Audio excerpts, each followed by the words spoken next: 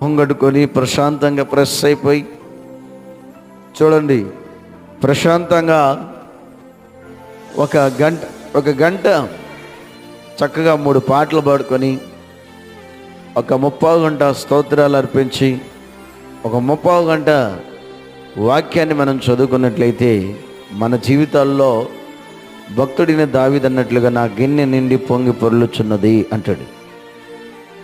నా గిన్నె నిండి పొంగి పొర్లుచున్నది, నేను బ్రతుకు దినములన్నీక కృపాక్షేమములే నా ఎంట వస్తాయి అన్నాడు. చిరకాలము నేను యెహోవా సన్నిధిలో నేను నివాసం చేస్తాను అన్నాడు.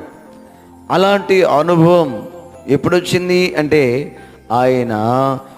చూడండి, ఆయన ఉదయాన్నే లేస్తాడు. ఉదయకాలంలోనే ఆయన ప్రార్థన సిద్ధం చేసుకుంటాడు. ఇంకో మాటతో చెప్పాలంటే, ఉదయకాల సమయంలో ప్రార్థన చేసే వాళ్ళను నా దేవుడు